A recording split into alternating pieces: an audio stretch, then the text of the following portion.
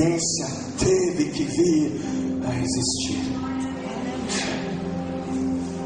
A existência veio a existir pela pregação da palavra de Deus. Deus foi o primeiro e é o supremo pregador. E o que ele diz, o que ele proclama, o que ele prega acontece, porque a palavra de Deus nunca, jamais volta vazia. Ela nunca volta vazia. A palavra de Deus sempre cumpre aquilo para o qual foi gerada para cumprir. Quando Deus prega, Ele não brinca. Deus não brinca de pregador, Ele não brinca. Quando Deus prega, Ele está gerando luz. Quando Deus prega, Ele está gerando separação. Quando Deus prega, Ele está gerando vida, está gerando harmonia. Ele não brinca. E no capítulo seguinte, no capítulo 2 de Gênesis, mais uma vez nós vamos perceber ali Deus pregando. E Deus prega ao homem ali, vai dizer ao homem que a harmonia da criação irá depender da sua sujeição, da sujeição do homem à vontade de Deus. Nós vemos Deus pregando que toda a paz, que toda a harmonia na terra iria depender do reconhecimento humano da soberania de Deus. Só que em seguida vem o capítulo 3 de Gênesis, e lá nós somos levados a ver que existem usurpadores. Usurpadores, existem aqueles que, assim como Deus, querem pregar. Então aparece em cena a serpente. E a serpente, ela também traz uma pregação, só que essa pregação ela vai contrariar a pregação de Deus. E a serpente acaba enganando Eva e Adão, e os enganam através da pregação. Ela trouxe um sermão que contradizia a palavra de Deus, e a humanidade pecou por ter dado ouvidos a essa mensagem estranha, contrária à vontade de Deus. E como tudo que Deus diz se cumpre, porque Deus pregou que se o homem do fruto proibido comesse, morreria. O homem então, ele partiu na minha cabeça, então seria uma última confissão, seria uma última declaração de amor, de afeto, um último adeus, uma última expressão de carinho. Quem sabe até uma última instrução, um último conselho, ou até mesmo uma última ordem que você julgasse ser importante para aqueles que estariam ficando. Porque era mais ou menos isso que estava acontecendo aqui. Foi mais ou menos isso. O livro de 2 Timóteo, na verdade, foi uma carta escrita pelo apóstolo Paulo, que acabou escrevendo para o seu filho na fé, Timóteo. E Timóteo era um jovem pastor de uma comunidade local, devia ter ali uns 30 e poucos anos. E lá no versículo 6 do capítulo 4 dessa mesma carta a Timóteo, nós ficamos sabendo que o apóstolo Paulo, ele estava para ser martirizado, estava para ser morto por ter combatido o bom combate. Então aqui ficamos sabendo que o apóstolo Paulo, ele se encontrava preso numa prisão romana, segundo ali o livro de Atos.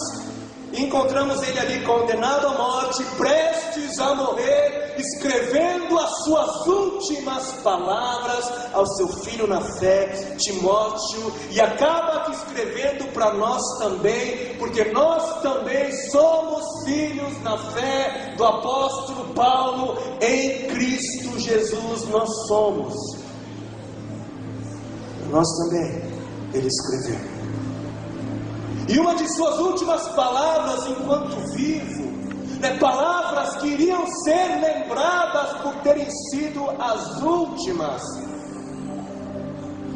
Uma de suas últimas palavras foi acerca de uma exortação. Ele nos deixou uma ordem da parte de Deus a todos aqueles que se dizem ser discípulos de Cristo Jesus. Onde estão os discípulos de Jesus neste lugar?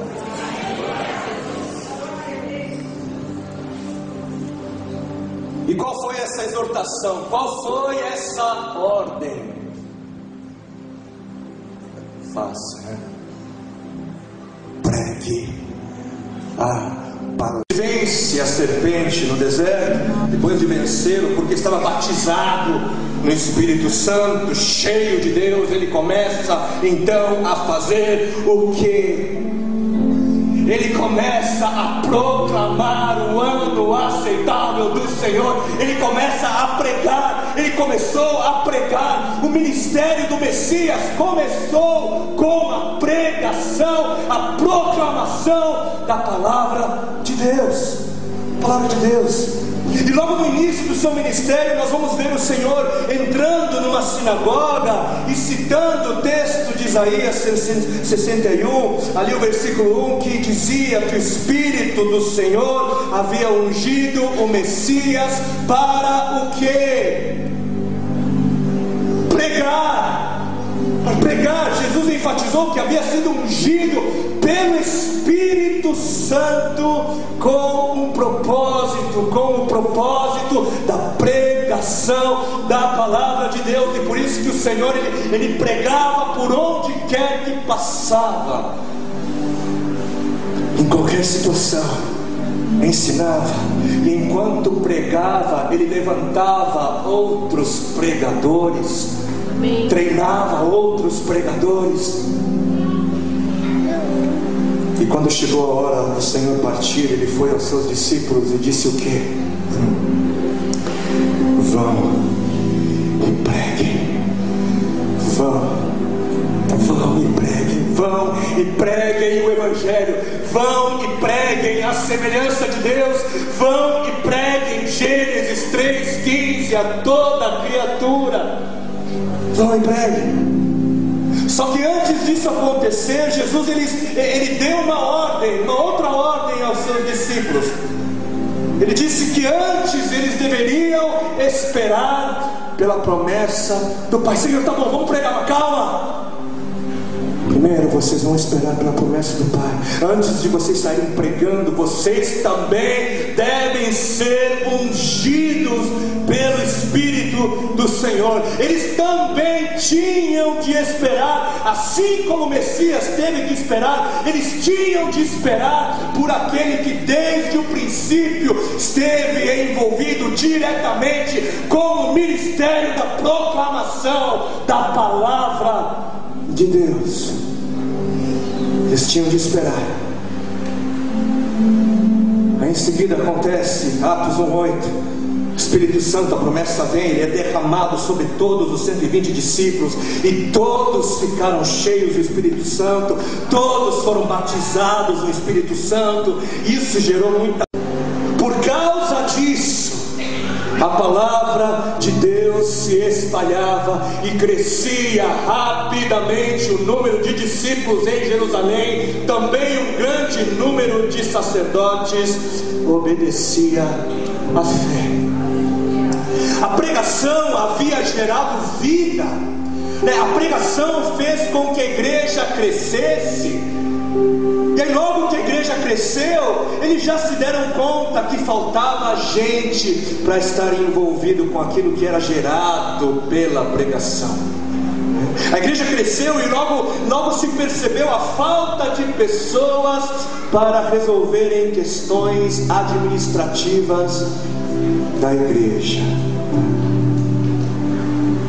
E aí eu gosto de crer que os apóstolos, eles foram tentados a fazer uma pós em administração, fazer um curso de gestão, né? Porque afinal de contas o povo estava ali pedindo, né?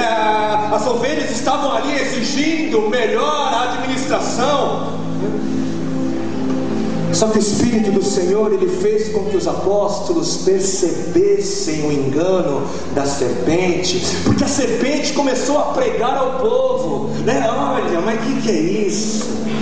Mas que coisa mais bagunçada, mas que igreja mais sem estrutura, mas que liderança é essa, mas que bagunça, né? Aí o povo começou a acreditar nessa pregação da serpente e passou a se queixar. Só que os apóstolos se levantam e vão pregar contra o veneno da serpente, vão dizer: não é certo negligenciarmos o ministério da palavra, não é certo deixarmos o estudo da palavra de lado, não é certo deixarmos de priorizar, deixarmos de honrar a pregação da palavra de Deus para ter de cuidar de questões administrativas. Não é que essas questões não sejam importantes. Pessoas que foram escolhidas foram cheias do Espírito Santo. Era algo importante, sim. Não é que essas questões não sejam importantes, mas elas não pertencem àqueles que foram incumbidos de serem ministros da palavra de Deus em tempo integral.